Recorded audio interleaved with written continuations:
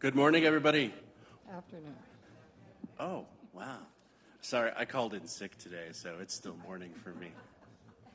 Not that I was sick, I was just up too late last night. All right, welcome to the, good afternoon then. Welcome to the April 28th meeting of the Governing Board. We're starting off our study session today. So, with that, let the minutes show that all 5 board members are present. Are there any changes to the agenda as presented? Good evening, President Martinez, members of the board. No, not at this time. All right, with that, I will, looking for I'll move to motion adopt to adopt. the agenda. All right, thank you. Is there a second? Second. All right, thank you. Ms. Smith, how do you vote? Aye. Ms. Wilson, how do you vote? Ms. Bartels, how do you vote? Aye. Ms. Pimentel, how do you vote? Aye. And the chair votes aye. The motion passes. Thank you. Please join me in a moment of silence, followed by the Pledge of Allegiance.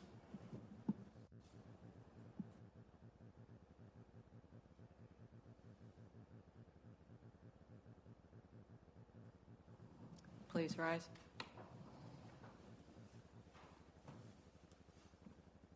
I pledge allegiance to the flag of the United States of America and to the republic for which it stands, one nation, under God, indivisible, with liberty and justice for all.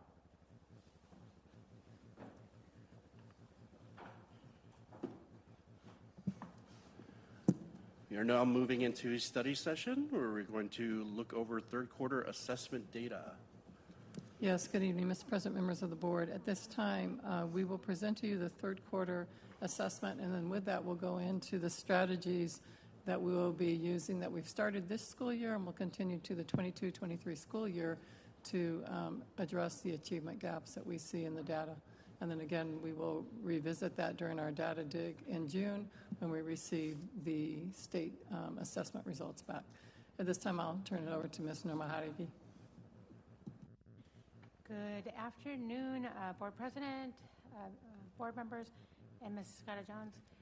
We're going to be looking at third quarter benchmark data results. I know you guys received a more extensive report.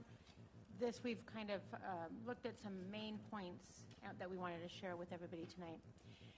So when we're looking at benchmark 3, of course, our Galileo assessment assesses reading, math, and writing. So we're going to look at that, and we're going to start with ELA and math. You'll see here that it spans from the screener to benchmark 1 to benchmark 2 to benchmark 3, so you can see how the kids did throughout the year. So I definitely think we're making some gains. You know, it's taken some time to get kids in their seats, and we had a little bump in January and February with lots of people being out, kids being absent, but we're kind of, you know, moving along. And I think our processes for small group instruction and guided reading and our vitamin approach and intervention are really making a difference for students. So you'll see the ELA data here for third grade as it progresses. You know, obviously we want to see this looking better, but it's moving along. We have math here. Math has been a concern for us over the last couple of years, but we saw a little jump in math scores across the board this time around. Here's fourth grade. You know, obviously ELA reading is where we really have tried to put a lot of our focus, and you see that green kind of getting bigger there in our, which is our meeting students, and then our exceeding students in blue. And then you have our math. So I think the math is looking good. This one looked a little odd, but when we were looking at the data and the blueprints, we noticed that, you know, there was just a few standards that were assessed, and there was several standards and fractions that were assessed. Normally the kids struggle in that area, but because it was such a focus, we believe that's why the kids did a little bit better here too. It wasn't like a lot of standards that were assessed, so it had a little bit of better focus. Here's our fifth grade. Here's our sixth grade. The sixth grade is interesting because it kind of started with that big yellow, but you see some kids move into the top there, to the blue. Here's our seventh grade. And here's our eighth grade. That one's very similar on the math and ELA. This next one, these are the schools. I think I'm going to skip through these slides because I know we had a chance to show them. Let me see. I'm going to jump to the diverse populations. And we're going to start with English language learners here. This is from one year to the next to this year on third quarter benchmark, and you'll see that we're making some gains there. We have some more students that are moving along as we go through the year.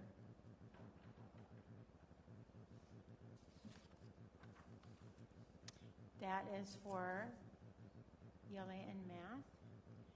And then this is our current year from screener to benchmark. So it kind of shows how the kids moved along in percent proficiency as we moved. Let's see. Our next one we're going to jump to, and you guys got a chance to look at these. Do you guys have any questions on these the special education population? I was going to jump to gifted here because I wanted to show you that, you know, with our gifted students, we're breaking that data up by their area of giftedness and by grade level so you can see kind of where they are in every area. You can see that kids are at the highly proficient and you can see the percentages as well as the number of students. And they're moving along.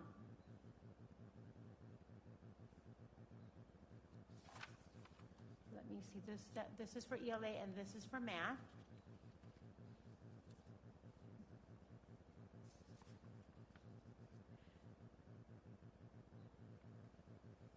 When we look at growth, you remember these charts. So I'm going to kind of click through these. Can I ask you this before you go on to this part?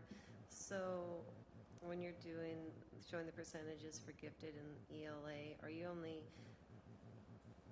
is it all students that have been tested gifted in all areas or only those that have been tested in ELA that are showing right here on this? So these are the students that are qualified for gifted services and took the benchmark. Okay, so they could have been, so you have math up here, so they could have been gifted and qualified in language, but they're being shown in math. Correct. Okay. Because we want to look at them as a whole picture, correct. So, yeah, so all the gifted students will be on here. And it shows their area of giftedness, so you can see kind of like, well, if they are quantitatively gifted, we would hope maybe that it aligns and that they're doing a little bit better in math. And so it doesn't always, it's not always an equal pairing, but that's kind of something we want to see. I'm going to kind of skip through these. This is that growth piece, but what I really wanted to point out here is I'm going to give you the overall growth. So when we get our letter grades, they look at 3rd through 8th grade, not just one grade level. So we wanted to let you know what that looked like. So I have it here on this document, just a number. So the overall growth from 3rd through 8th grade in the area of ELA for students who met or exceeded growth was at 54% for the whole district. But students just generally showing growth, any growth at all, was 67%. So we really want to see those numbers. You want those to be at about 60 or 70. And then when we looked at math, so I'm going to jump here, I think we have the math. So this kind of shows you by grade level. Oh, I must have already clicked through that, sorry. So in math, 62% met or exceeded the growth target, and 81% showed growth overall, 3rd through 8th grade math across the board. So we were very excited to see that growth piece because we've really been working on that throughout the year. And I think that really shows that we've been focusing on growth. I got a question. Can you clarify the significance of the dotted lines on these graphs? Yes, so every dot represents a student in the district. So if you're looking at this one, this is 8th grade math, all the students who took the benchmark. And this is the growth that they made from the screener, which is the very beginning of the year until now. And we choose that data point because in math in particular, there's so many standards and every quarter we teach different standards. But every little dot is a student. So it shows you the movement. It kind of shows you like, okay, they're moving to the right, which is proficiency, and growth, and then they're moving up, which is proficiency. I'm sorry, I meant the dashed lines. The green dashed and red lines. dashed lines. The dotted line. The dotted line just kind of shows the median, like the median, like the middle, like where, if you were to look at all the students across the board, where might there be the most number of students, and that's where that line kind of shows. And those numbers are really about like the scale score, the developmental score that we receive from Galileo. Okay. Does that make sense? Okay, thanks. Right, and then we wanted to go to writing benchmarks. So we do give a writing benchmark in second quarter and third quarter. So what you're going to see here is the benchmark scores from second quarter to third quarter. And let's see how the students did. So in third grade this school year, this was from benchmark 2 to benchmark 3, 24% to 32%. Writing is a big skill. We know that they have to take multiple texts even in third grade, and then they have to read about it, and they have to annotate the text, and then they have to talk about all of that in an essay. And so they have to do that at every grade level. And so you can see here multiple years, but how they did this year in particular. This is fourth grade.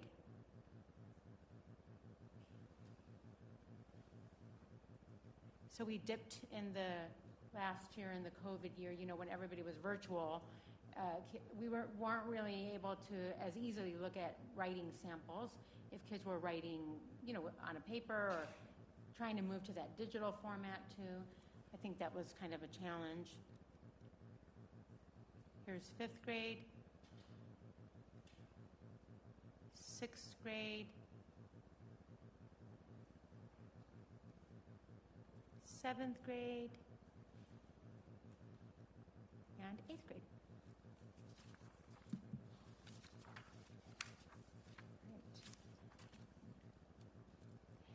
You got to look at some of the rolling assessment data. We really want to see where the students are at the end of the year because we're doing a big push for early literacy skills and grade level ready. So we really want that data to be what we're looking at. But regardless, we see some gains. You know, last year when they were at home, they might have had some help. So it's odd to kind of look at the data from last year to this year. But you'll see some gains. You'll see that in 2021-22, the percent proficient on some of these kinder skills are significantly higher. You know, you got 51 to 64, 66 to 82, 84 to 88. So we're glad to see that some of those numbers are jumping. You got final sounds. I think that I'm looking at the right number, 53 to 71.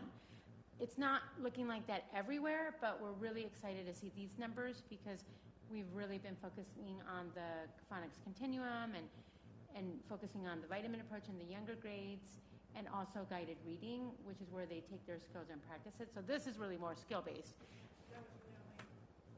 There's really only 140 tested on the sight words? You know, that is an interesting number. Yeah. Or is that That's the number mistake? tested. Yeah. So really, when you look at how many were tested and then how many were proficient, the percentage of proficient. It does skew that. Yeah, that's. Our ESGI data is kind of funny too because in what you're looking at here is multiple skills that are assessed throughout the year. So we would need to investigate a little bit more by why that number is 140 right now, because that number definitely should be higher. I missed that as I was looking at this. And I've But got yeah, a that's question good for you, question. Yes, Brenda. because I don't know what these mean. So if I look up here, I have to take the glasses off. I don't even know how to say that word. Phonemes? Yes. What is that? And Phonemes? should we be concerned about the 33% proficiency? Excuse me, Board Member Bartels, thank you for the question. Yes, Ms. Hadiga, why don't you just go through each of those and tell them what they're looking for, so that or what it means, so they understand that. I mean, we apologize. We take that for Yeah. we know what directionality and all that is, but it is a different meaning on the assessment. So let's go ahead and do that. So phonemes, I'll start with that one. It's really about like when you have like two letters mixed together, like IE or, you know, it's like, or multiple letters. It could be like SL or, you know, like various letters that make a sound. And so they have to be able to take those letters and blend them in with a vowel, you know, and mix it together like clip. So CL will be a phoneme, and then you have the vowel in the middle, and then they have to blend them together. Or they like TH? Yes. Okay. Okay. And then here we have letter sounds. That's just, looking at the letters and knowing what those sounds are. We have first sound, the initial sound of a word. So just looking at a word and being able to identify what the first sound is. We have reading directionality. That's being able to just pick up a book and knowing that it opens like this and that there's a specific direction for the book. And that's a skill that kindergartners need to learn, because sometimes they pick up a book and they don't know that, they have to know that the words go this way and that the visual look of a book. Syllables, that's just, how many syllables are in a word.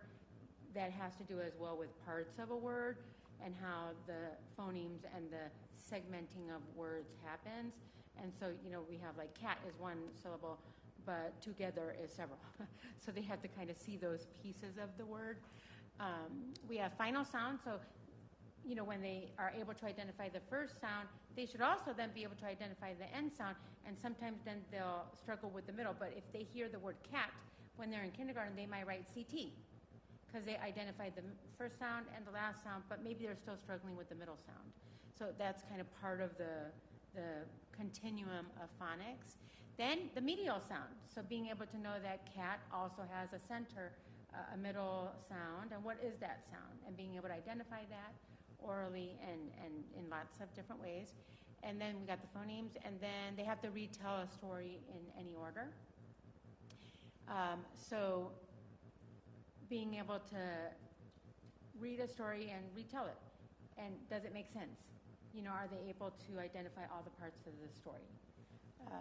And then we have sight words. Those are just the words that are more frequently identified in a text. And then we have our kinder upper and lowercase letter names, which we actually added this year. We didn't have that before. It was just identifying letters, but we realized they need to be able to identify capital and lowercase as well. So that's actually a new one that we added. And Ms. Hadigan, do you want to identify how many sight words kinders are to have? Yes, so kindergartners at the end of the year need to have 100 sight words. That's our goal. Now, obviously, data and research shows that maybe they could know less, but we want to have a higher expectation for them. So we have it at 100 words. It's 25 words per quarter, but we want the teachers to expose them to as many words as they can, because they can learn the one that's supposed to be in third quarter and first quarter. And then maybe they're struggling with one in first quarter, but by third quarter they have it. So we reassess those frequently with our rolling assessments and our ESGI program that we use, which is really a neat program. All right, and then here is kindergarten math. There's lots of skills in math there. And some of the data is a little wonky here. There's some gains, and there's some where I'm like, oh gosh, we should be doing better in those areas. But we're kind of adjusting and moving. They took these rolling assessments last year in third quarter virtually, so that that was a little bit different. And so that's something that we have to take into consideration. Is there one? Do you want me to go through all of these, or is there one maybe you're not sure what that looks like? These are a lot.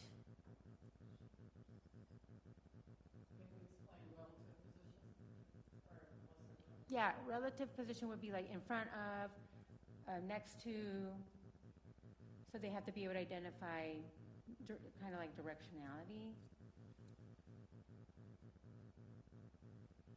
Let's see. The how many questions, I'm going to tell you, I should know what that one is. And I'm thinking right now, what is that one? I'm like, what does that one look like? How many questions? 2D shapes, 3D shapes, add within 5. Count to 70s by 10. Counting from any number, that's fun. You have to start with like 21, and they have to be able to count on. That's an interesting one. It's hard for kids sometimes because they are used to starting with the 1. So I have a question. So are all of these assessments done like one-on-one with the teacher, or are they done on a computer? Are they done in some sort of mixed format, or are we looking at a mixture of test mediums that kids are using to take these evaluations? That's a great question. So we purchased something called ESGI, and what ESGI is actually specifically made for kindergarten. It was originally made for kindergarten, and we're using it now in K-1-2, and it's a really neat tool. So the assessments are in ESGI. What the teacher does is they open up the assessment for the student. There's a blank screen, I think it's a black screen, and they show like the in white print, they show like the letter. And the teacher just goes, yes, no, yes, no, yes, no, yes, no. So it's a one-on-one assessment that the teacher does with the students. And then for ELA, I'm talking about most of the ELA skills here. And then they kind of click through that. Rolling assessments are also, rolling assessments are more one-on-one, and it's more like working with the student, because like counting on or one-to-one correspondence, that's like, I have to pull a little cube, and I have to know that that's 1, that's 2, that's 3. So it depends on the assessment, but we do a lot of our rolling assessment work through ESGI. If it's something that they're just going to look at, and then they just work through it. And it's a great database because it just shoots it right into the ESGI. On the back end, they can print flashcards for kids, because the computer program automatically tells you, okay, they got this, they didn't get that, so they get to print those little flashcards, and they can send those home with the parents. It gives them a parent report to give. It's a really neat tool. And so we're really learning how to use it because we just implemented it last year, and we didn't really get to use all of the tools because teachers were learning about it. So this year we've really explored more of the options that it has.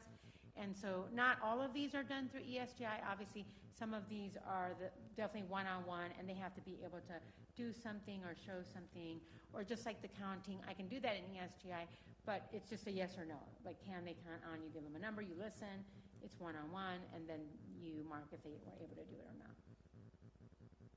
So yes, rolling assessments are done, all of these are done one-on-one with students. No problem. All right, then we have our first grade assessments here. This one has a little bit more detail in it.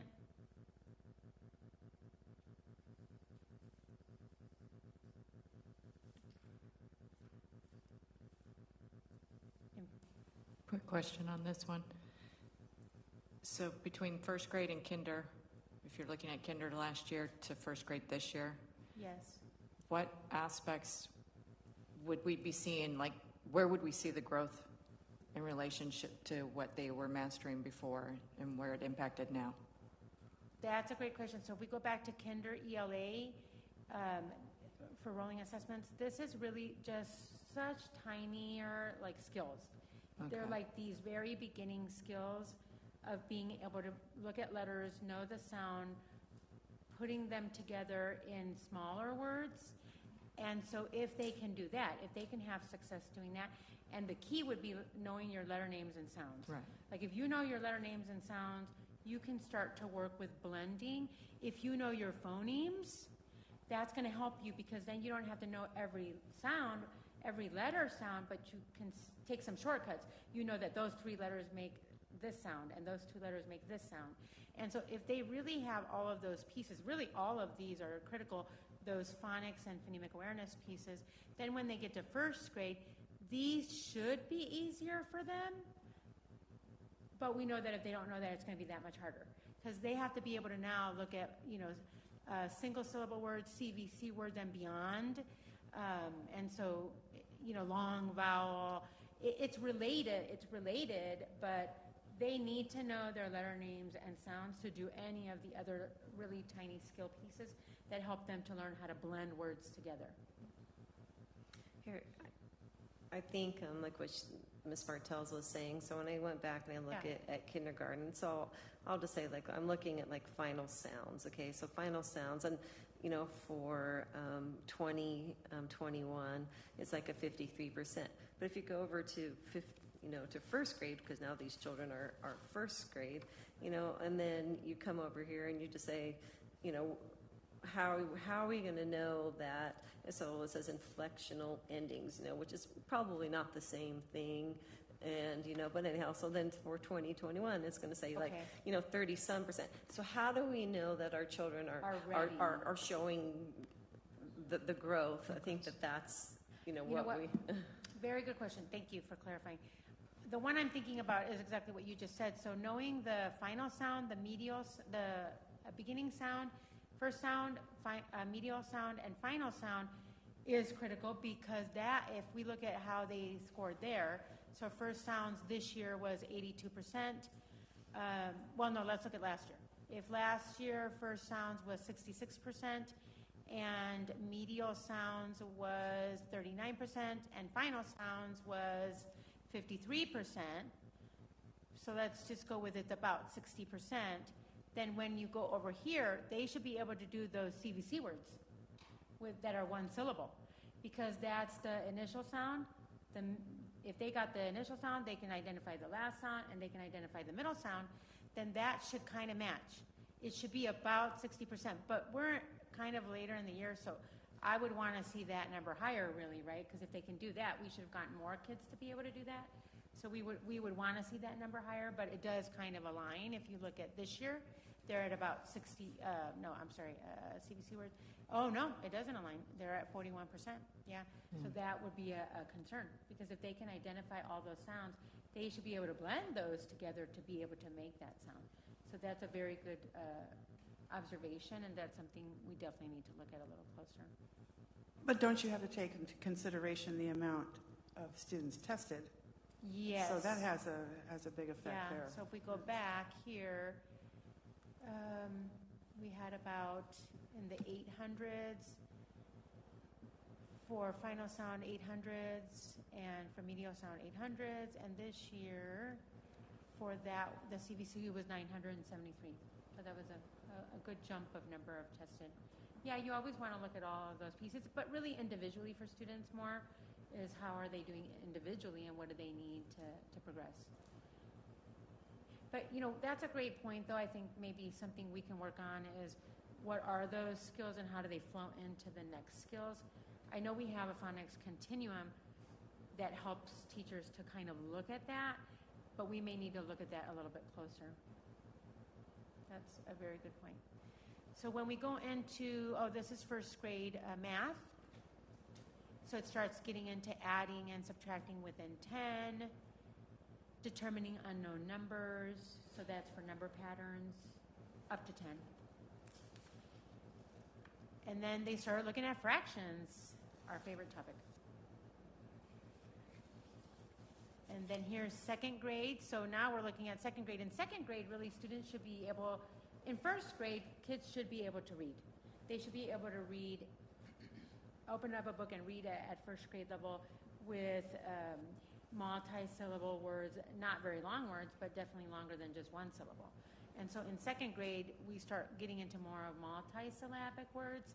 And you'll see here it goes to 2-syllable, but really they're going to look at books and it's going to have words that are even have more syllables than that. But these are some of the skills in second grade that they need to have. And what we do see that we're trying to work on is keeping those kids proficient. So if they're proficient in kindergarten, they should continue to be proficient in the skills in first grade. And so that's why we're really working on that vitamin approach, a skill-based approach of continuously looking at data and working with them, but also guided reading, where they get to use the skill for the comprehension piece. And then here is our math. Look at all that math. Here's the analog clock, the digital clock, mental addition and subtraction, skip counting backwards, so by twos but backwards. Maybe, you know, that's hard even for me when I think about it. They have to be able to do that. And skip counting forwards. And so, when you think about some of the skills that they have to do, it's just really that conceptual math, being able to think about it in their brain. And then I'm going to move on to quarterly formative assessments. So for quarterly formative assessments for K2, what we do is everything you just looked at is really about skills, like really finite skills that kids need for grade level ready. Quarterly formative assessments are about the actual RI and RL standards, and a little bit broader math standards too. And so we do give them a standards-based assessment for grades 1 and 2 so that they can practice that. Because obviously they get to third grade and then they have to take the benchmarks and they have to take AASA. And so we have to get them ready for that. So you can see here grade 1 quarterly formative assessments. In ELA we have ELA quarterly formative assessment for benchmark 2 and for quarter 2 and for quarter 3 in 2020 and 2021.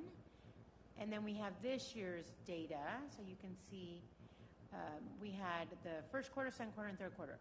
Last year, we did not give the quarter one QFA because we were, getting into everything, and it was a stressful time, so we kind of pushed that off and then jumped back into it by quarter two. So you can see here kind of how the kids are doing. We would love to see these numbers better, but in ELA, they do need to be able to read a story and answer questions. That's kind of what that looks like. They do a little writing piece as well. Here's grade 2.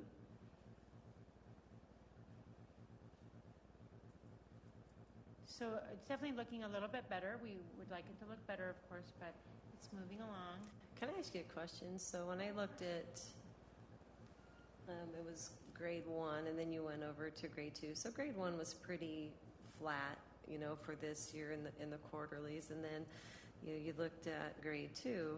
There was the growth that you wanted to, A little bit more growth. Yeah, a little bit more. You're right. So when you see something that's flat and a little bit of growth, I mean, what is it actually telling you about? Is it telling you that they're not ready, because of something? What is it telling you? I think that, you guys just pointed out some very important pieces to look at in the skill-based piece for reading.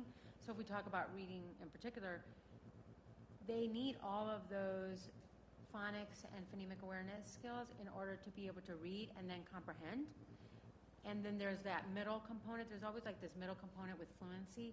So not only being able to read the words, but then kind of picking that up and reading the way that we would almost talk, because that sounds better to the ear, and comprehension happens much better for students when they can read something and sound like when we're talking, because it sounds better in their ear. They just understand it better. So there's kind of that middle component. We did add a fluency component because we knew that was missing.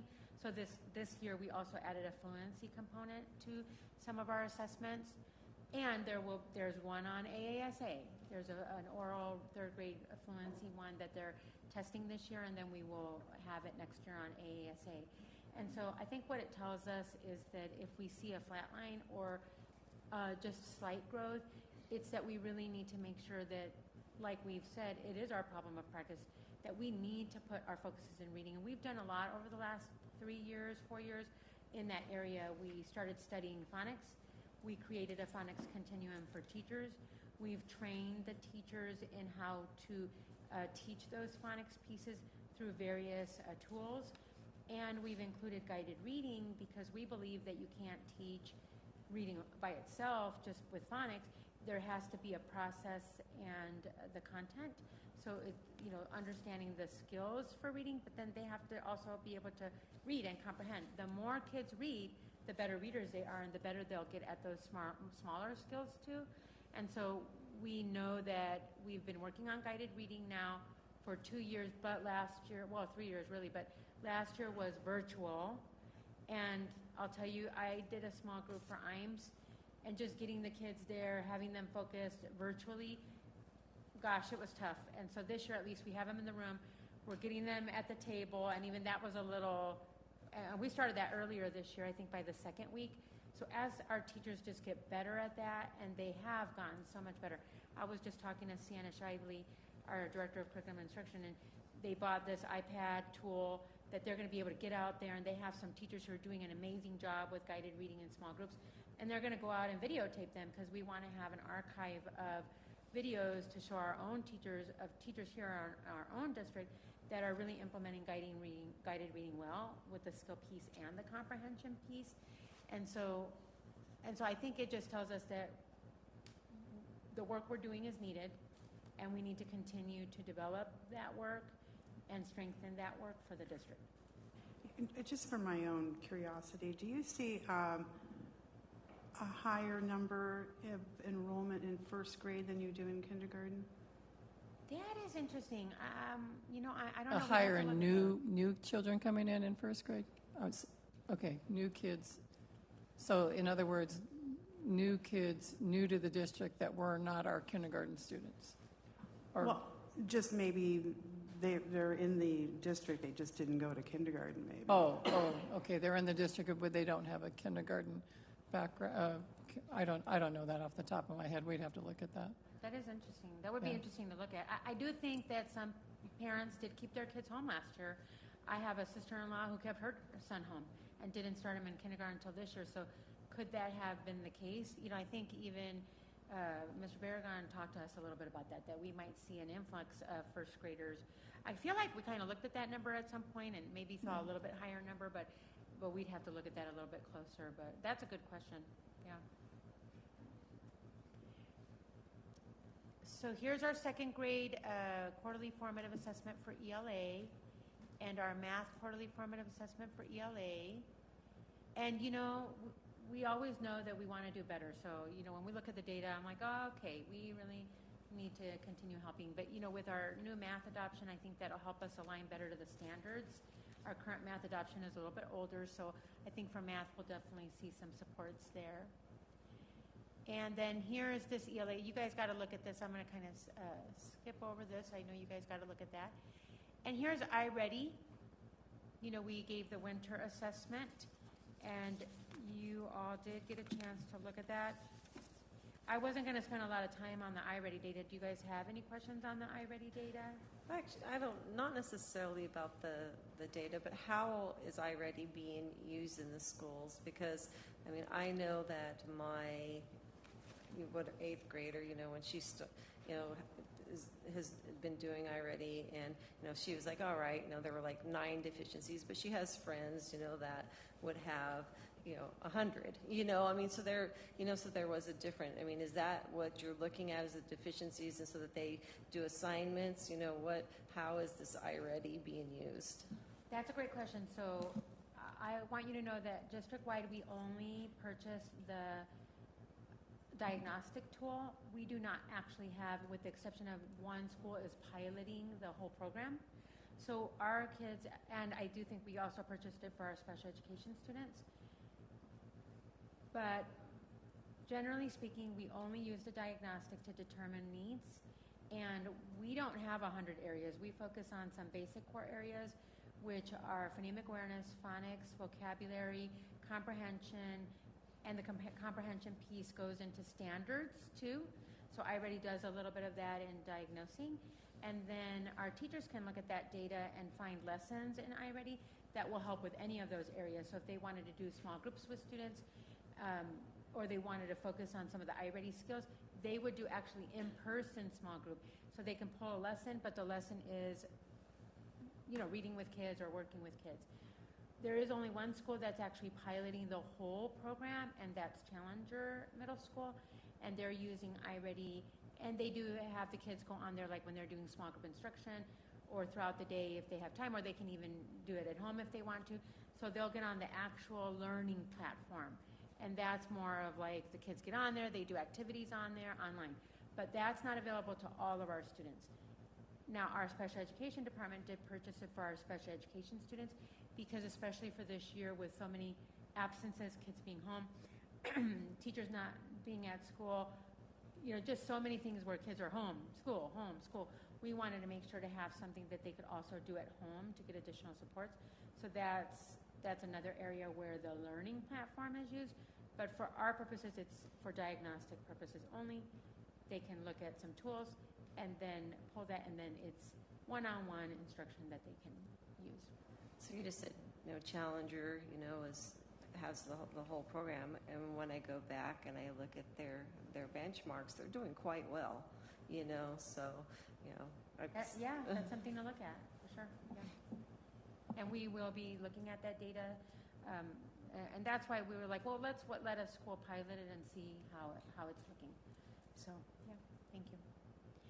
So and that was kind of all. I wanted to go to this next steps piece. So Before you do that, Ms. Hadagi, thank you, Ms. Hadagi, for the presentation. I think something, when we were talking about the flat line in first grade, to me it's really simple. Every child in kindergarten needs to walk out of kindergarten knowing all letter names and sounds. If every child walks out of kindergarten knowing that, then you go into the next progression of reading, and that has to be, every child in this district has to walk out in kindergarten knowing every letter, name, and sound. And I would even take it as far as they need to know the 100 sight words. And then you will have much more gains in first grade. So that's got to be a focus. Yeah, thank you. So the next steps for us, we wanted to break it up into 2 areas because we've been focusing a lot with everybody on proficiency and growth. You know, we talked about the letter grade. Growth is 50% of that letter grade. And having said that, we need to make sure kids are proficient. That's kind of our goal too. And so as we look at what are we doing for next year, we listed some things here, and there's a little bit of a larger list on the left with proficiency because we know we need to focus on that. And this year was a lot about growth. We don't want to let go of the things we've done with growth. We want to continue those things, but we also know that kids need to be proficient. That's just so important. They need to be able to meet grade level standards. And so what are we going to be doing? So we're going to continue some supports. I'm not going to read all of those, but these are the things that we've been doing in proficiency and the things that we've been doing in growth. Those are the things we're going to continue to do. But what's going to be a little bit different is for proficiency, as you're aware, and thank you very much for approving the adoption of our research-based materials for math, science, and social studies that are definitely more up-to-date and more aligned to our state standards. And we have people working on it around the clock right now to make sure we get our our pacing guides ready to go for next year because it's changing our pacing guides because we have new materials.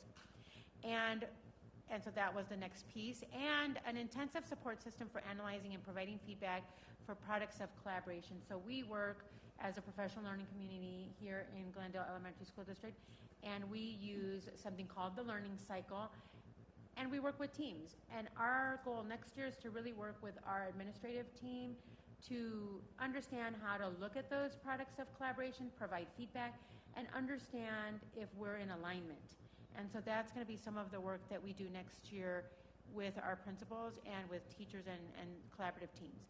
And then additionally, with our ESSER 3 funds, we are going to have district-wide supports for students and families. Some things that we're going to do there is, of course, targeted summer school for reading and math, which we are doing this summer right away. We have that in the works. Jumpstart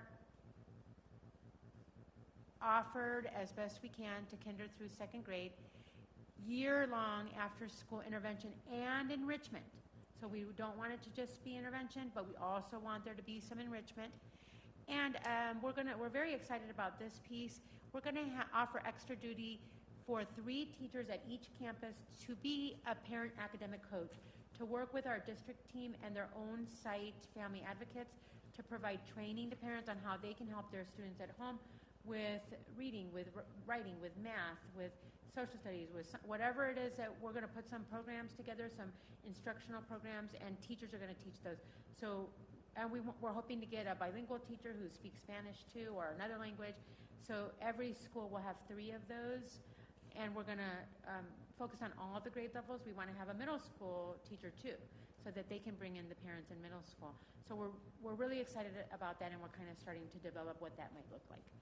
And then for growth, we do believe that our recently adopted materials will help with differentiation in small groups, and we're making a little change. Right now, our running records are only available for K2. So we are purchasing Scholastic Next Steps to Reading Assessment in K2, but it actually will be able to be used in K5. So if a teacher is like, I really need to know more about how this student reads, they could give that assessment in an older grade too, to kind of get some additional information. So that's something a little bit new that we're doing next year as well.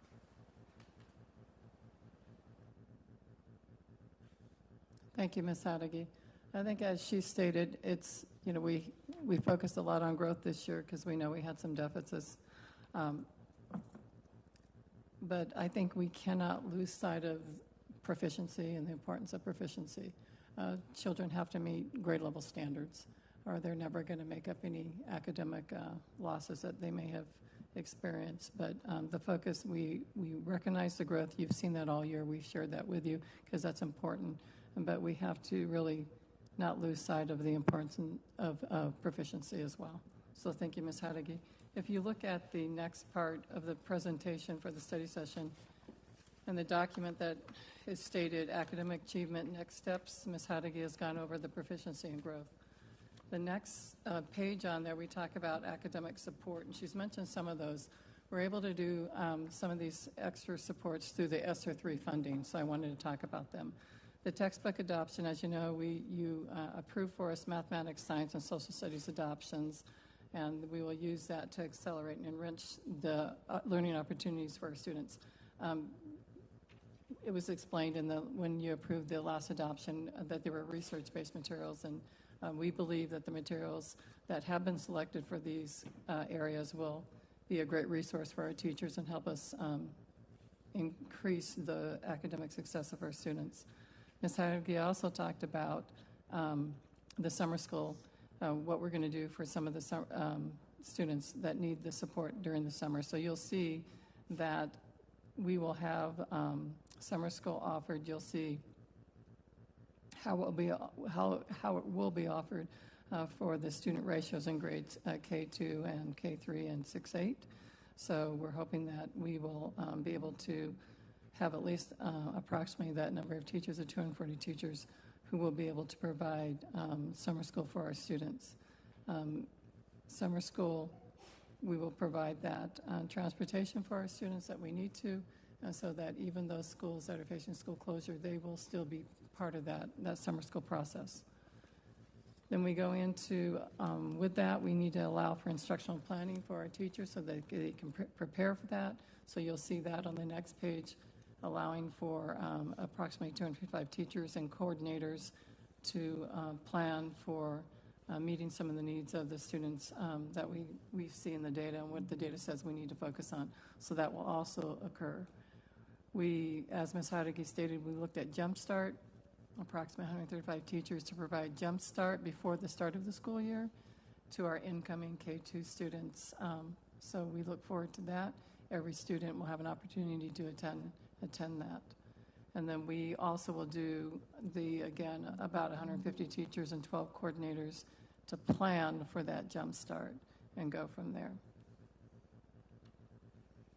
Next are the enrichment programs, and those will be comprehensive after-school programs for our students, and we will focus on our targeted groups with our English language learners, low-income students, students with disabilities, foster care refugees, and students experiencing homelessness, where we see that those are some of the greatest deficits. So that will be a focus for us with reading in particular. You'll see what those ratios are, 10-1 for the K2, and then 15-1 and 20-1 as we go up.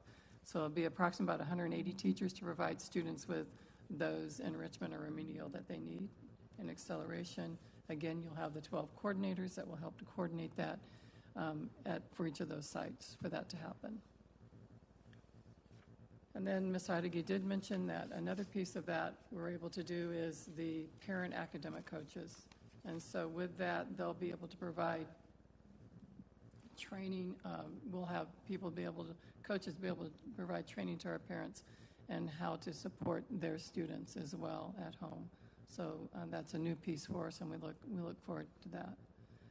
With that, you'll also see educational assistance to assist teachers in addressing learning losses. Again, the targeted population where the greatest need is, we will be able to do that.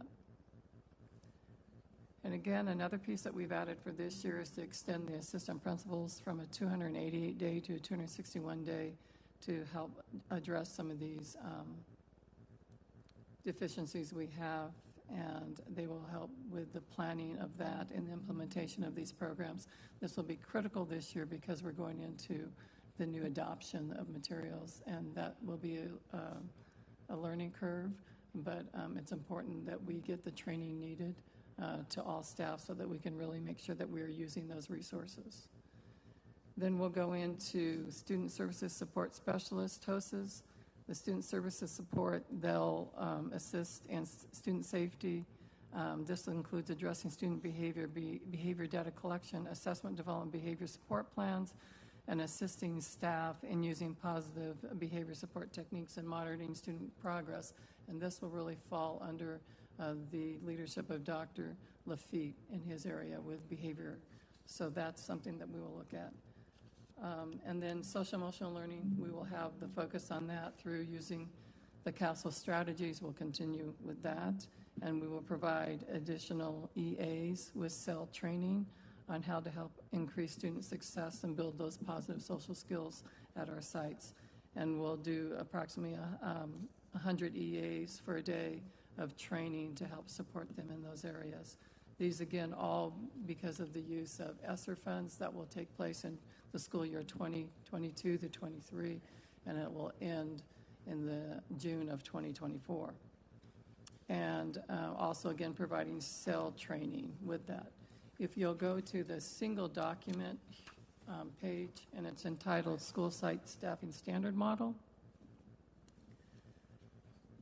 When we were faced with school closures, we wanted to make sure that we knew that the sizes of our schools were changing, and then we wanted to make sure that we were providing the necessary supports. There was always questions about if I'm sitting at a school with 400, we had the same support as a school that was sitting at the population of 900, and so we wanted to make sure that we had the resources that we needed based on the size of the school. So what you'll see in front of you is the school site staffing standard model that we are presenting that would become the district standard. Small schools run from 500 to 699. A medium school is 700 to 899, and the large school is 900 plus. The numbers used are those numbers that we built our staffing model off of, and those are based off the 100th day count. We'll make adjustments as we normally do as we go into the school year. Typically, we do not make any adjustments until the 40-day count, and then that's when we make those adjustments, try to make those adjustments.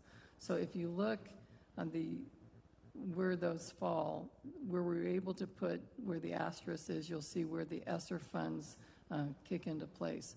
So under your small school, currently the standard is one standard educational assistant. That's what we're saying will be the model. But with the ESSER funding, we'll put 2 standard educational assistants is added into that. So there's additional 2 there. And that's what the asterisk means.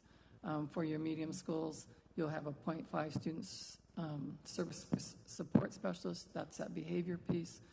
And then for your large schools, you'll have a full student service support specialist. Okay? If you look down at the bottom, it will tell you the small schools would fall under based on the enrollment. We currently did our staffing model. American, Burton, Desert Spirit, Discovery, Menzendick, and Sunset Vista fall under that small. Medium schools are Bayside South, Jack, Landmark, and Smith, and large school, Challenger, and Horizon. Okay?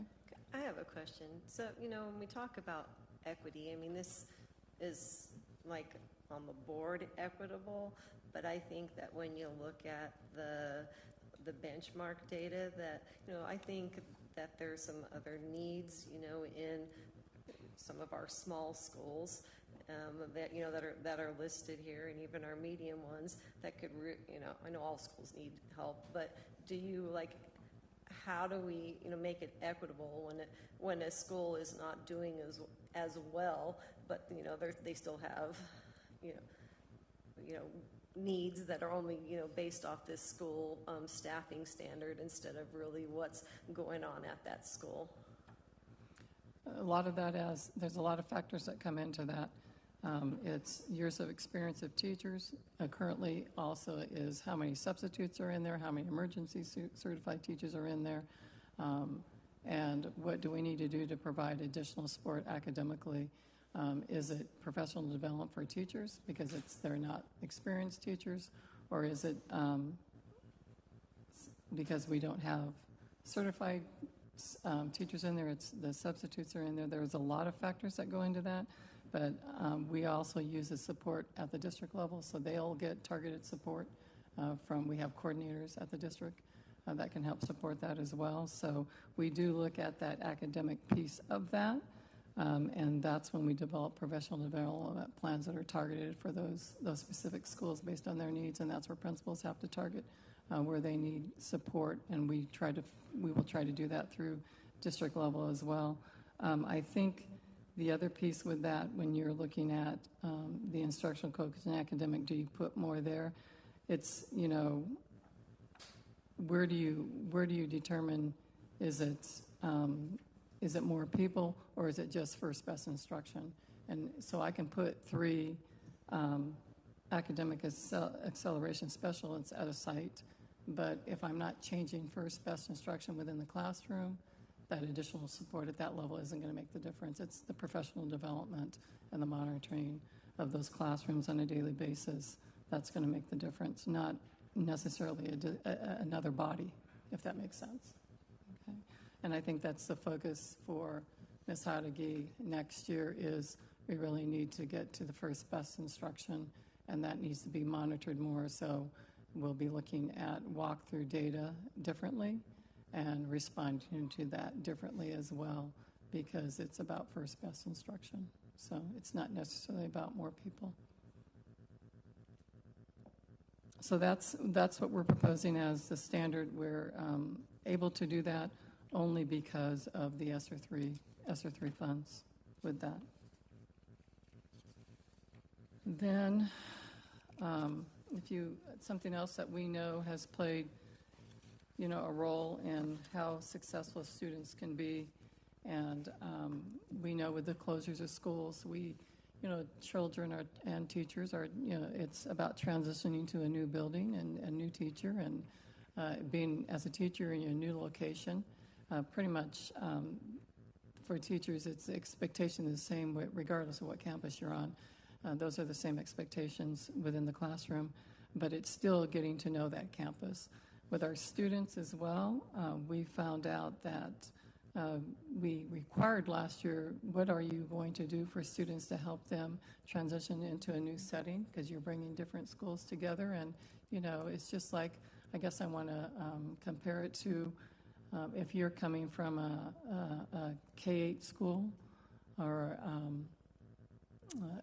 you're going to, as an 8th grader, go into high school as a 9th grader, and you know what happens. It's a different transition. It's a whole bunch of new kids, and you think everybody's going to get along, but you got to really have to do some things for those freshmen to make them feel welcome at the campuses. So we asked that last year to occur, and and I think there's some good things that happened with transitions, but we didn't really monitor that and touch base to see how it was really going. So this year, all schools that are closing on May 2nd are due a transition plan, or how you're going to welcome not the students and the parents, but not just that first day or not just that first event that we did last year, is what is the plan for the entire year to make sure that those children are welcomed and make sure that they're supported. So those plans will be submitted to us, and then we will give feedback on those. We have some pretty good strategies that were offered last year through Dr. Lafitte and his team, and it was, you can use the strategy or you can come up with something different. This year it will be more standardized, and there will be an expectation that you will do the things that we have asked to help with transitions, and then you can also do any other additional things you'd like to do to make sure students are transitioning well, and we'll monitor that because we know that we've had some struggles with discipline, and we think some of that is because we didn't do enough of the transition of students. And so we're going to make sure that doesn't happen next year. So what you have in front of you is just the transition planning timeline.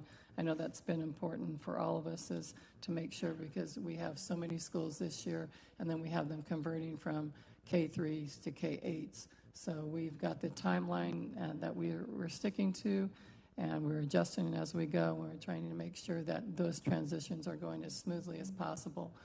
Currently, I know that I think I tweeted out last night, BISI North and BISI South and their PD yesterday did vertical articulations with their teachers. So they came together to talk about students and talk about how they'll plan together. I know at Desert Garden and Challenger has had many events where they've invited Desert Garden students and staff have been over, and those transitions are going well. Jack and Menzendick, they share that campus anyway, so that's a little bit different for them. They're continuing to do that. their biggest learning curve will be, I'm now a K3, I'm going to be a K8, and I'm a 4-8, now I'm going to be a K3. But because their families, they share their families, that seems to be moving a little quicker than maybe perhaps if you're going to a whole new campus. Coyote Ridge, making sure that those students are being welcome at Discovery and the other locations in which they'll be going as well. So those transition plans are in place in Discovery and Coyote Ridge. Also, Coyote Ridge, Sunset Vista is also being affected by that. Sunset Vista will receive Discovery kids, I believe, a pocket of them. And when Discovery did their science fair the other night, Sunset Vista was there and welcoming. So our staff has been really good about reaching out to families and students and making them feel welcome. So that's important for us, and we'll put efforts into that, and we'll make sure that we're putting the supports needed for social emotional learning as well into those. With that, that concludes the study session, and if you have any other questions, I'm happy to answer those for you.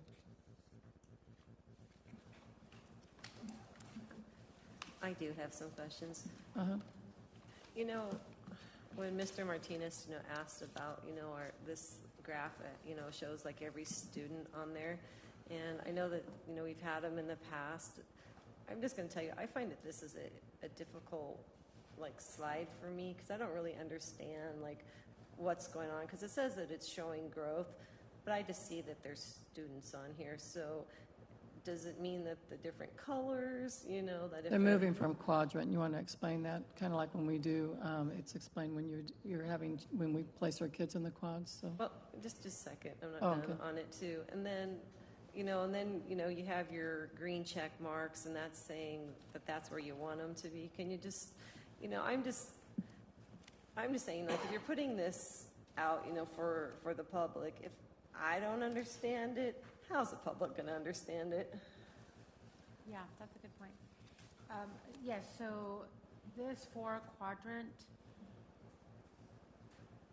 so the line, the red line going up and down, it kind of shows where, let's skip the red line. There's 4 quadrants. The top right quadrant where you have 2 check marks, 2 green check marks, that means that if a student is in that, if one of those little dots is a student, that student made growth and they're proficient. So there's 2 check marks that are green because they're good. They're proficient and they're making growth. On the left side of the quadrant, on the top, there's a red X and then a green check mark. So the top part is proficient. So that means the student isn't making growth, but is proficient. So anybody above this line, this vertical line, is proficient. Anybody on the left side of the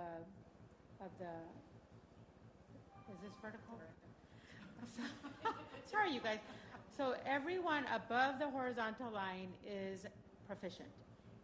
This line that is vertical, anybody on the left is not making growth, so that's that first either check mark or in this case it'll be red. And then if they're on the right side, they are making growth. So then whatever quadrant they're in tells us where are they in proficiency and where are they in growth. And so you might have a gifted student that is already performing at the top of the top. They got 100% on the test. Well, they might be over here as proficient, but maybe they're not making growth. That could happen. And then over here on this corner, this is where we want kids to be. We want them to be proficient and we want them to be making growth. But because this year we were also focusing on growth, we were like, okay, let's get the kids on this side of the quadrant, because anybody that's on this side of the vertical line is making growth this year.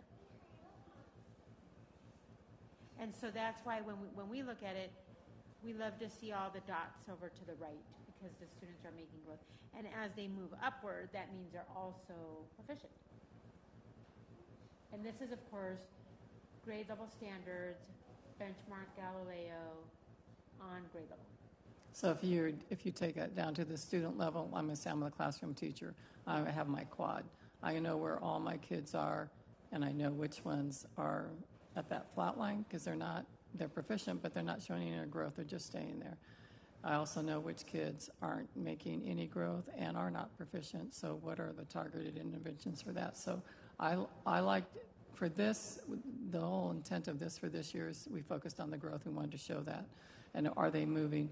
I think that particular approach works very well as a classroom teacher because I know exactly how many kids are in which quadrant, and I know where they all need to be, and that's how we look at it that way. But for this year is simply, for us, we wanted to be able to show the board how many kids were growing and a quick visual, and you can see if you got the bulk of your dots up here, we're doing well. I mean, that's what you want to see. So that's the intent of the visual this year. I think it just needs labels. It's really all that it I agree. is. I agree. And we know, we understand those things, and we don't always think about who we're presenting it to, and they're not going to understand that. So that's easy for us to label those things. Sometimes it's just, we're just so it makes sense to us because we look at it every day, but we need to remember our parents need to understand that in our community as well. And I can't remember from like our last presentation, okay, I know that we were focusing on growth because growth is where you get like extra points, for the state, but can you just like refresh how it works again? So, so 50% of our letter grade is based off of growth. And so when we analyze how we get letter grades, what we realize is that if we could have 60 to 70% of our students making growth on standards, that could get us closer to the letter grade that a lot of our principals, they want to do a great job. They want that letter grade to move, even in a year like this that's been so stressful. So we really work with our principals to understand the letter grade, and they saw, okay, if our kids are making growth, that was just a big hope piece. Like, we can do this, The teachers were excited about it. I think our administrators were excited about it. Talk to Brad. He made a whole spreadsheet about how to get to that. And I don't understand it, but he does, so that's what's important. And he can talk to anybody about it. So really looking at that growth is important. So what we look for when we look at these is when you add those numbers together. So if you look at one of those charts, if you add the numbers together that are on the right that show all the kids making growth, that will tell you the percentage of students making growth. Our goal is that we're between 60 and 70. If we're not there, we're not there.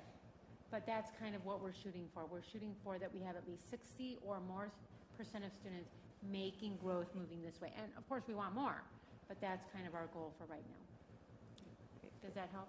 It does. Thank you. Right. And then I just have some other question. When I'm looking like in the future, because we want to, put our funds, where we need the help, kind of like what I was talking, like with the staffing thing.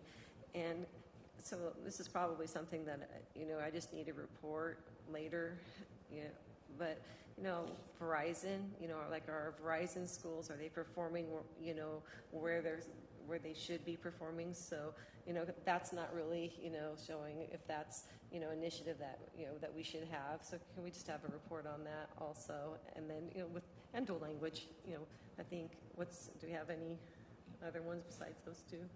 I think the bilingual one as well. I think we are at the dual language. Yeah. STEAM campus. And the accelerated campus. Yeah. Yeah. And, and then another thing, I think, that we've seen this and we've, in our future meetings, we've asked, to have a board retreat. And I think it's important, that we see this, that, that we have board and district goals that come together, so, hope we just work on that also. Thank you, Board Member Smith. I have, because we have our family hubs, and then we're going to have a preschool campus next year. And I'm a firm believer in being proactive versus reactive. So if we get our kids, aware of numbers, aware of letters, all of that good stuff ahead of time before they enter kindergarten, that's going to be that much more of a benefit all the way around. Can we also get some information as to, so I would think there's a way to kind of see how those kids do when they hit kindergarten, when they've had those supports. Yes. Thank you.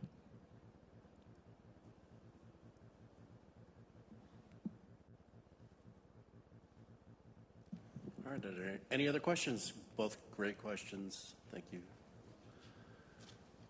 Okay, with that, that concludes our study session. Moving on to the next item on the agenda. Are there any calls to the public this evening?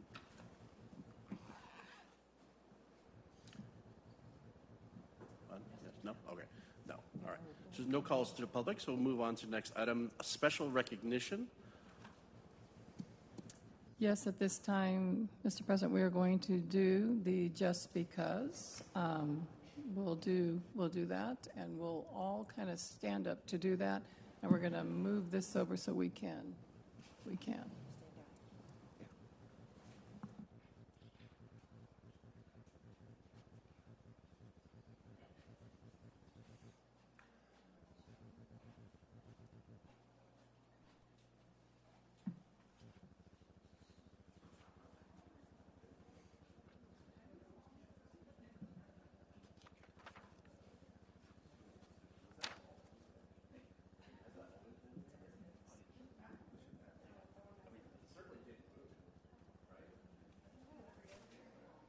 Was that always there? Always there since last night.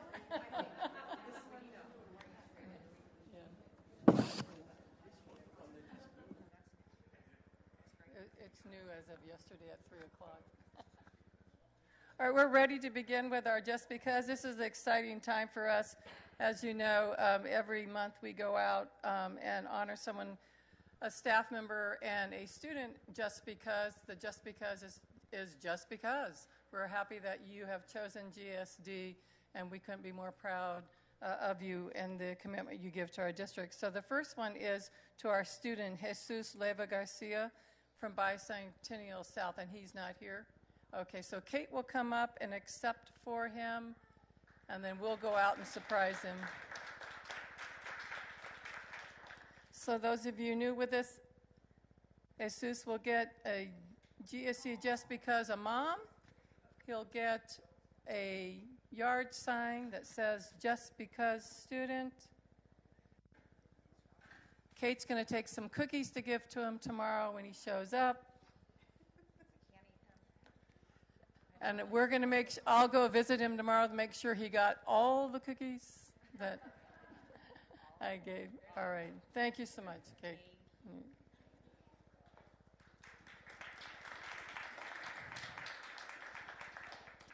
And our next Just Because employee for this month is Carol Leteri. And Carol is our Director of Special Education. So Carol, come on up.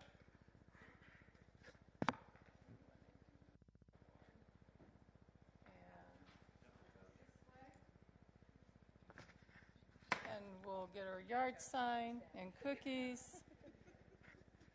Do you have family with you, Carol? Yeah, I thought so. Come on up. Come on up. You can't hide from me. I know you. How are you? It's good to see you. Thank you. Thanks for coming. Okay, let's do the snapshot.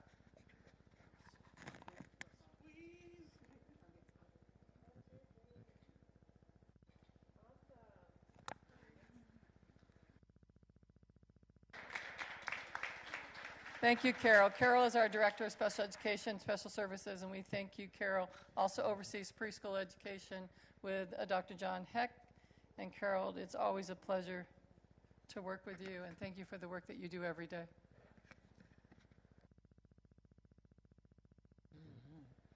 Next, I'm going to turn it over to, who's going to do it? Pat and Yvonne from Kiwanis are here. And we are so fortunate to have this partnership with our Kiwanis, and they are going to do our Student of the Month. Each month we choose a Kiwanis student, and they're going to do that.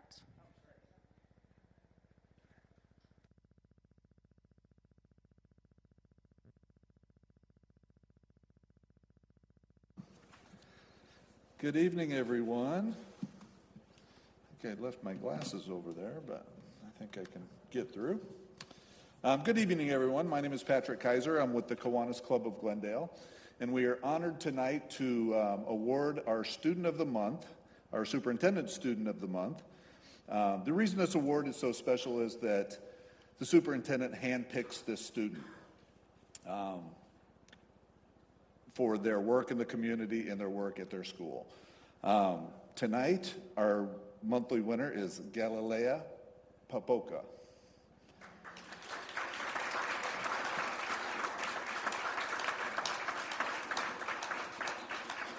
Congratulations. This young lady has done a lot of things in her community and her school. Hi, how are you? She's proud of you as well. We appreciate all the work you do at your school. We have a certificate for you, and we also have a $50 gift card from the Kiwanis Club of Glendale, and we appreciate your hard work, and thank you. Keep up the good work, and we will honor you with some pictures, and congratulations.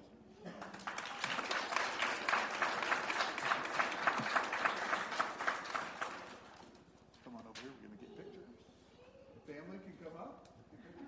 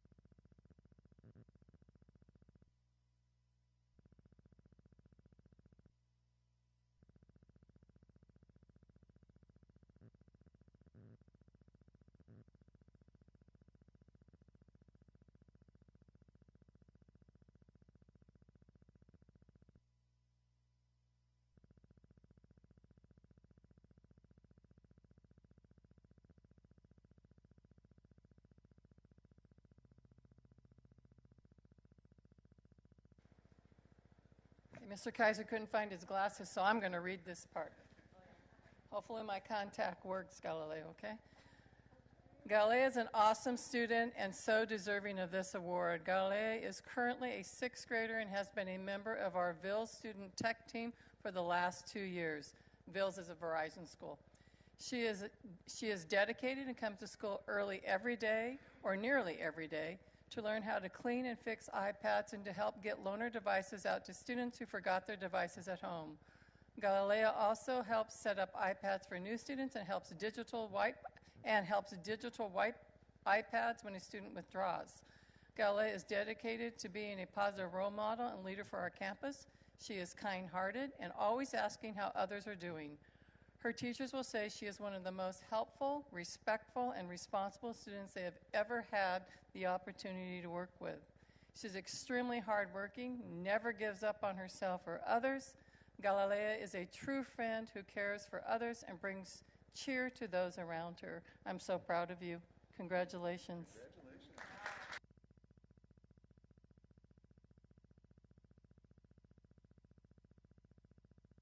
Sure, your mama wants to keep that.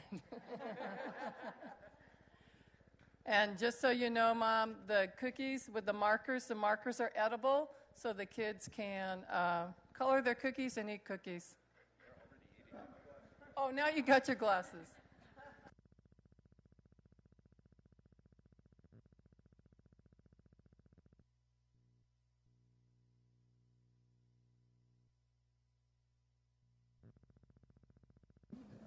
I'm totally lost.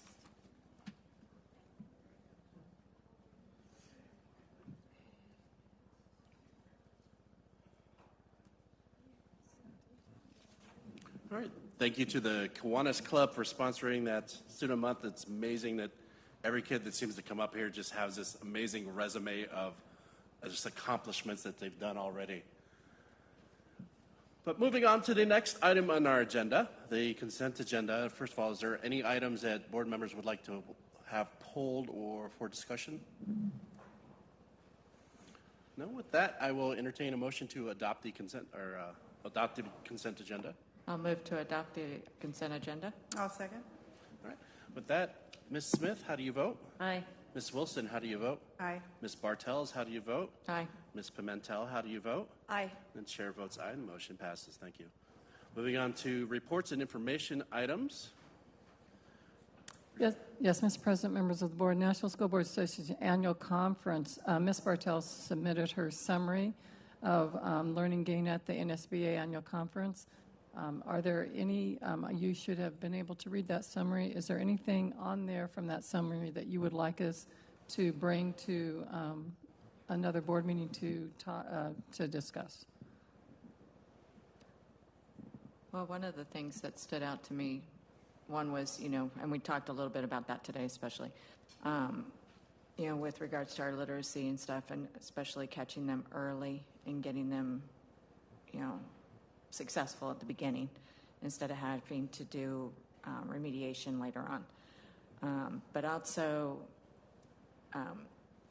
I'm betting that you guys already do this, but kind of reevaluating programs to see what is working, what we're getting success from, what may not be, just so that we make sure that we're truly putting our funds where they are most critically needed.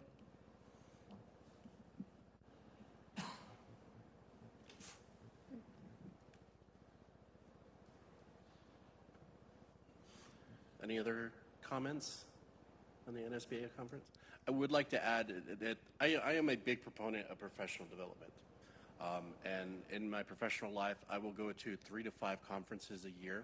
And this is the first time I've gone to the NSBA conference. And I could tell you that this was hands down one of the best conferences that I have ever been to. And not just the content and the variety of content and the quality of the keynote speakers and the quality of the things that were covered were just amazing at every turn.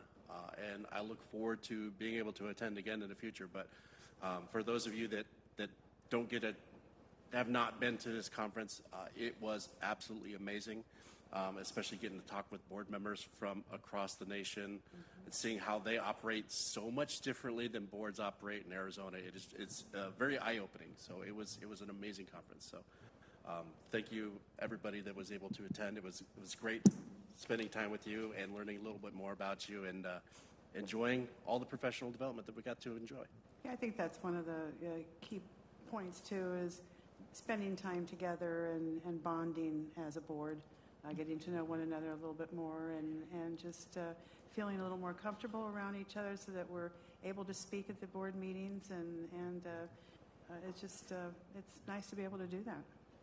I think it's important that you all share too, because there's been a lot of negative press about NSBA. I think it would be important at this time to share what the new president had to say, at your opening get-togethers. So if any of you want to share what they said.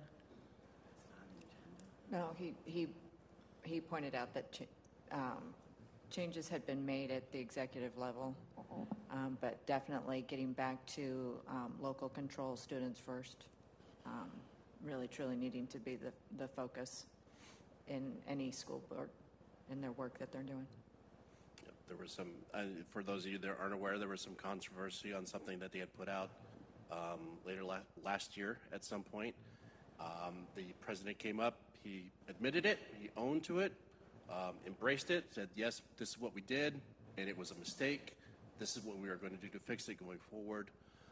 And he was very upfront about it. He didn't shy away from it. He took full responsibility for what had happened and pledged to move the organization forward with more support to the state organizations and state and local school boards. So I think it went over very well. Very well. I agree. He was very succinct in what he said. He was, as President Martinez said, he owned what was said and agreed that what was said was not necessarily the proper way to express themselves. So I was actually, and that was the first thing he said. He introduced himself and addressed the controversy, excuse me, immediately. It was a really good conference. The first day, I'm sorry, I have notes somewhere, I just don't have them in front of me. But I went to the pre-conference, and it was the Jacobs Institute of Innovation and Technology at San Diego State University. Actually, I'm sorry, excuse me, UCSD. And that was an amazing experience. When they talk about the innovation that you can do with kids as young as kindergarten to where they are coming up with technology and getting them to learn innovation and getting them to, it's as simple as teaching them how to create a drink. It was tea. There was one particular class in that whole day that really kind of stuck with me, and it was, if you have this issue, how do you create a tea to take care of this issue? And the adults took probably more time to create a tea than the kids did. And it was all about, innovation doesn't have to do anything with electronics. Innovation is ideas that come from within and from necessity. And I really took a lot away with that. That same day, I also heard one of our keynote speakers, forgive me for probably mispronouncing his name, Ryan Radowski. And he wrote a book that we have, and it's called When You Wonder You're Learning, which is one of the foundations for Mr. Rogers. And so if anyone grew up with Mr. Rogers, and you remember watching Mr. Rogers, if he took you to a dairy, for example, and kids don't know where milk comes from, they learn together with Mr. Rogers, you know, where does milk come from and how does it get from the dairy to our grocery store? And so he was wondering, and they get to learn together. And as a keynote speaker, I actually had the pleasure of speaking to Mr. Radowski a couple times after the pre-conference, and I believe Board Member Wilson was with me once. He was really nervous talking to 4,000 people. So he said there was things he wanted to address that he didn't get a chance to address. But he said if we really look at the philosophy of Mr. Rogers and learning the way that he learned and the way that he taught us to be good citizens, to be good neighbors, to be good learners as adults with our children, we can really go far. And unfortunately, I haven't read the book yet, but it's something I've been looking forward to. And the last thing that I remember from my notes is every year they present the Magna Awards, and the Magna Awards are presented to a small district, a medium district, and a large district. And listening to what some of these groups did, they all had something in common. And that thing in common they had was they engaged the community, they engaged the parents, and they got the parents involved in what they were doing to help close the learning gap. And one district, I believe it was probably the largest, and I apologize if it was not Pomona, I want to say it was Pomona Schools in California, they have essentially closed their gap. And I just sat back probably with my mouth open thinking, wow, how did you do this? What can we do to do this? And they said that they have engaged their whole community. They've given more support to their teachers, they've given more support to their families, and they've listened to what the community said. So I believe as a district, we are doing the same thing. We are reaching out and talking to our communities, we're reaching out to our parents, hearing what we are doing now and providing support for our parents over the summer so that our parents can help our children. That's going to help us close that achievement gap. So I'm sorry I don't remember the other classes, but those were the ones that really stuck with me. Well, your last comment actually I think ties in with the pre-conference session that I attended. being able to actually get honest input from our community, our students, our businesses that are in the community. Because too often we tell people what we want to do, but we don't ask them, is this the right direction we should be going in? And that might be something we really do as a community need to look at, especially after the last 2 years. I mean, everybody's lives went just all wonky, and it might be a good refresher for us all to, really sit down and find out what is it that, because we're here for our community to educate their kids, and we need to make sure that we know exactly what their expectations are as well, and what the kids think they should get out of school as well. Because kids will tell you. You just got to know how to ask the question the right way. All right, thank you. If there's no other items, we had Ms. Bartels, thank you for writing up that summary of the conference. It was much appreciated. Moving on to the next item on their agenda, our action items, the upcoming board calendar. If everyone's had a chance to review that, are there any dates on there that pop out that may need to be reviewed?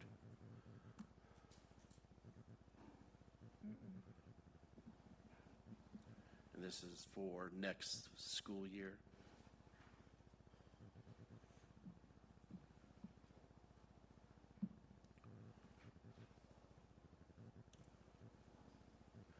If there's no questions or comments, entertain a motion to adopt the calendar for next school year. Make a motion to adopt the board meeting calendar. Is there a second? Right. Thank you. Ms. Smith, how do you vote? Aye. Ms. Wilson, how do you vote? Aye. Ms. Bartels, how do you vote? Aye. Ms. Pimentel, how do you vote? Aye. With that, the chair votes aye, and with that, the motion passes. Thank you. Moving on to the next item on the agenda, policy revisions for second reading. Yes, Mr. President, members of the board, it's recommended the governing board approve the second reading and adoption of revisions to policies G, C, C, professional support staff leaves of absence without pay, and GCF, professional staff hiring as presented. Are there any questions on the policies as presented? With that, entertain a motion to adopt the second reading. Make a motion to adopt the second reading of policies GCF and GCCC as presented. Is there a second? Second. Ms. Smith, how do you vote? Aye. Ms. Wilson, how do you vote? Aye. Ms. Bartels, how do you vote? Aye. Ms. Pimentel, how do you vote? Aye. And chair votes aye, and the motion passes. Thank you. Moving on to the next item, future meetings and agenda item requests. I would like at some point to take a look at a different format for our board evaluation in lieu of one of the sessions that I took at the Nsba conference. Some were samples were given to us, and Mr. Martinez was with me, and we kind of agreed on one that was, but I would just like to, take a look at those. And I'll submit those to Liz ahead of time. Great. We could do a study session. I think we can add that in. I think we did the work with yours during the study session as well, and I know we put in I would say we, but I say really it's you, put in a lot of effort in getting it done. And looking at the evaluation instrument that we currently use, very, very much a far second place as far as quality of an evaluation. So I think some of the examples that Ms. Wilson and I saw in San Diego may be able to help us to better fulfill our obligations here.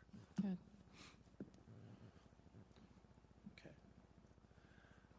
Yeah, Moving.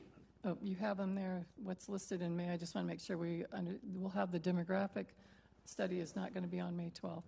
And we'll move it to June, correct? That's on, so I need to make sure it's on here correct. Right now, authorized signatories will still come. Budget revision is still coming. Call for election, no, needs to be removed. Renewal of sole source cooperative and purchasing contracts is still coming. And facsimile signatures still coming, correct? So we'll update those. And then the 26th, we still have student discipline equity update. And so I think I need could we give clarification, perhaps if you could send to me exactly what you would like Dr. Lafitte and his team to focus on for that student discipline equity update, so I'm clear on that. So if you'll send that directly to me. So that gets us through May. So for June 9th, I have a scheduling conflict, and I believe June 23rd, there is the NALEO conference on those days? Yes. And Summer Leadership Institute is June 9th, I June believe. 9th. Yes, at the ASBA Leadership Retreat. Are we going to have enough members for quorum? We have to have the budget. Mr. Bergen. Mr. President, members of the board, I believe that's when the proposed budget would be presented to you for consideration. I would strongly advise that you Have a quorum. have a quorum somehow. I'm not available at all, so. And I can do it What's your- telephonically.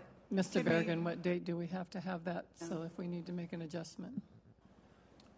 Madam President, Mr. President, members of the board, Superintendent Sagata-Jones, I believe statutorily it has to be done by July 5th and then adopted no later than July 15th, if my memory serves me correct. So, Brenda, you said you could do telephonically? I could do telephonically. Mary Ann, I'll be here you'll be available? Monica, you available? for the 9th or the 23rd. For the 9th? I will be available. I will Okay. be available. Mr. President, members of the board, I do want to just, for your consideration, there's been a lot of discussion about when this legislative session would end. That truly is up in the air. So I just want you to be mindful of that. You know, everyone's trying to take some guesses on when that would occur. That could prohibit the budget forms to be ready, or they could release temporary forms. So we always like to see those as early as possible, but I just want to let you know that that could be another wrench into the mechanics. So, Mr. Bergen, are you shooting for June 23rd? Mr. President, members of the board, Superintendent Scott-Jones, that would be our goal, just to continue with our scheduled meetings. Should scheduling and or the legislature not end and that create a conflict, we'd let you know about that. So is there a possibility maybe a special meeting just for that item? Mr. President, members of the board, potentially it would create, we'd have to then focus the next 10 days to have the adopted budget presented to you, have the public hearing. So just know that if we make changes to that, it then makes changes to that first meeting in July. So just know that it creates that domino effect.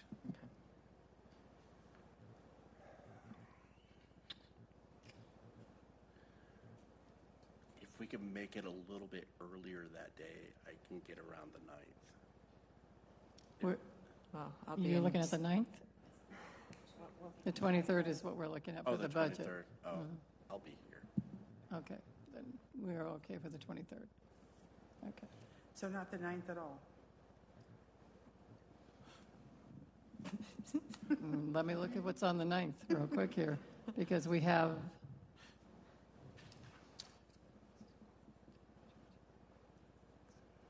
well, you have It's not too systems of bad. care presentation. We can postpone that if need. Strategic plan update discussion. I don't even know what that is. That we can discuss that. That was, we were going to revisit the strategic plan, just give an update. Employee garnishments is on there. Student activity treasurer, execution of vouchers. Yeah, those are all consent. Claim services, authorization to settle claims, evaluation of handbooks. Mr. Bergen. Mr. President, members of the board, just to explain, the reason we ended up pushing or trying to push that demographic study into June is really because all the celebrations that we currently have, and so it just makes some of those a little bit more difficult for this month, and so we felt that we probably needed to push that out to June. I think tentatively, our communications to you, or more recently, was that we're trying to work with Applied Economics to have that demographic study in a study session on that June 9th board meetings. There's information that you need to be aware of, and so that was our goal, was to try to get it to you as quickly as we could, knowing that we had the month of May pretty packed with all the various things that the superintendent has just mentioned.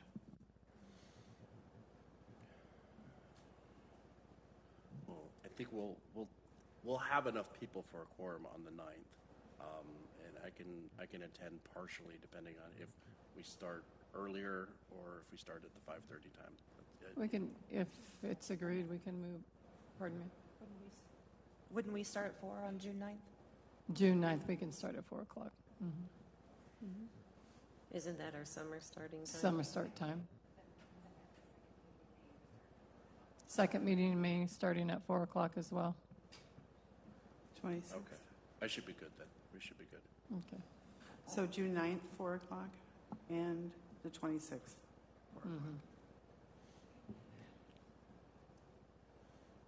And 23rd. 23rd. May 26th also. Right. Okay. Okay. All right. All right. Glad I got that squared away. All right. Moving on, the summary of current events. Ms. Sagata Jones, Yes. tell us what's good. Yes, Mr. President, members of the board, a couple things, several things going on. It's really busy right now. We appreciate the work of all of our students and staff out there. STEAM nights and band and music performances have taken place over the last couple of weeks. This week I did a Chamber Education Committee presentation as I presented to Glendale Chamber just an overview of Glendale Elementary Schools District, similar to what I did with the Historical Foundation, and let them know also how they could help support public education. So that took place on Tuesday. I also attended the Traffic Advisory Committee. I sat on that committee and really talked about what can we do to the major intersections that are still with high fatalities of pedestrian crossing is 59th Avenue and Bethany Home Road. And so still working on that. We participated in that Walk the Streets with them, so we're still going to partner with them on that. And so we'll continue to help get the word out on education on that. They talked about, they believe, some of the council believes and traffic committee believes that nothing will change at that intersection unless they put a fence around the park. They believe that because of the homelessness of the homeless are there, and that they are crossing that illegally, and that unless that park is fenced off, you're not going to prevent people from jaywalking. So that was one of the conversations that took place. Business Partners Reception was last night. We had over 100 people here. It was a good turnout for us. We're very pleased with that, very proud of our administrators that were interacting with our business partners and really making those connections. And thank you to the board for being there. Heard a lot of positive things. So again, thank you to all the businesses for coming out, and to our staff for engaging in those conversations. I was, every time I turned around, somebody was showing me a new business card they had collected from somebody, and that was great. So I really do appreciate that.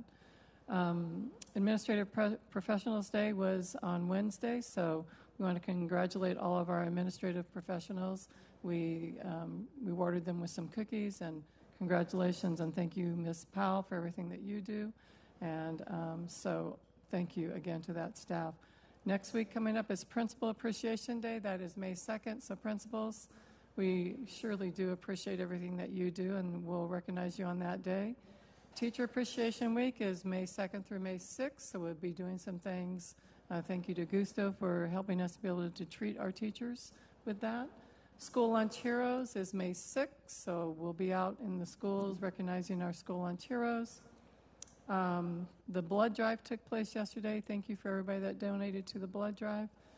Transition welcome events have been taking place, so we are happy with what's happening there. And then, again, the student work displayed on the back, please take time to look at it, Sunset Vista, Coyote Ridge. You'll see some of that artwork that took place. We had our art show. That was a great presentation of our students' work, and that was a great event for us, and so I appreciate that. And that concludes my report. Thank you. Ms. Smith, do you have anything to share? Oh, I was just grateful that I can go to the art show. It's one of my favorites. I couldn't stay long, but at least I walked through really fast, and I found my artwork that I liked the most. Actually, I was having a hard time deciding between two of them, and then I was chatting with the art teacher. She's like, well, this person accidentally broke hers, and I'm like, all right, I'll give her that one. So it helped me to decide. But I always appreciate the art of teachers and all that they do, and I just want to thank all of you that put together the business partner event yesterday, because it really was a nice event, and it was enjoyable to, visit with the business partners that came through the door. Thank you. Ms. Wilson. Yeah, just thank you to all our administrative professionals. Ms. Powell, you are a rock star. Thank you so much. To our principals, your day is coming up, and our teachers as well. Ms. Hargy, great presentation. Thank you. Thank you to all our teachers and administrators. I think our kids are moving in the right direction, and I think that's what's important, that they are moving. So that, just a big thank you. All right, thank you. Ms. Bartels. Well, I'm going to kind of reflect a little bit on our last speaker at the conference. You just never know what kind of an impact you are going to have on the life of a child. And then sometimes you just don't see what is going on in their lives and the impact that you will have. We had a speaker that was homeless to Harvard. There's a Lifetime movie about her life. And there were a few people in her life that, some unfortunately she didn't get to tell them the impact they made, but the legacy lives on because of them. So just remember, we do appreciate everything that you all do every day for our kids. Thank you. Ms. Pimentel. The art show, if no one has been, please go next year. We have such talent in our district, and we had something really cool this year, and it was the Glow Show. And so when you walk in and you see all the art glowing, and that was just amazing. And it was so hard to pick. And so this year, unfortunately, Board President Martinez and Board Member Wilson didn't go, so Board Member Bartels and I got to give 2 awards. And I decided that I want an award for each school next time, because it's so hard to pick. But we have some talent in our schools. Congratulations to Galilea and to Mrs. Lettieri, because Mrs. Lettieri, if anybody doesn't know, she takes care of our SPED kids, our special ed kids, and that's near and dear to my heart. So thank you for all the hard work that you do, and just because is an everyday thing, so thank you. Thank you to all the administrative professionals, the principals, the school lunch heroes, to all of our teachers. Our community is lucky to have each and every one of you. We really, really are. And if she's watching, to Miss Arga, we miss you, and we hope you come back soon, but we know that she doesn't want to come back too soon. She's enjoying that baby. All right, thank you. I guess, since I'm the last, I will say ditto to everything they said. I'd like to point out, thank you, Ms. Heidegge, for your presentation on the benchmarks. We saw a lot of good movement on there, a lot of positive growth, positive things to take away. In what is a year that many expect, well, we're just going to spend all year just catching up, just trying to catch up. So that made a good impression, so thank you very much. Thank you for being able to explain, especially the chart, and thank you, Sarah, for kind of pointing that out. It was a lot of blot going on in that chart, and it was kind of hard to decipher what was happening there, so thank you for that. Other than that, everyone, thank you for showing up. Thank you for all the purple and orange up here. Go Suns! Go Suns, and for those of you who didn't wear it, if the Suns lose, it is your fault. And you don't get to wear jeans tomorrow. Yes. Absolutely not. In fact, you actually have to dress up business casual on the weekend. That's right. We will drop by your house and knock on your door. We will find you if you Don't act didn't. like you're not there, because we know those ring doorbells, and you can see them from wherever. But thank you, everybody. Thank you to Kiwanis again for sponsoring the Student of the Month. Again, we have another amazing student showcase to go along, and it kind of shows what we can do as a district. So with that, I will entertain a motion to adjourn. Mr. President, if I may, I'm always looking for new partnerships, and I really would like the Suns to be a partner with us. So we're going to, anybody, even those that you didn't participate, we were going to take some pictures and we're going to tag the Suns, and, maybe that will get us a new partnership. So, Yes. all right, I'm after not the above- meeting. Not above groveling. Me neither. All right. Is there a motion to adjourn? I'll move to adjourn. I'll second. All those in favor? Aye. Aye. Have a great evening, everybody. Go Suns.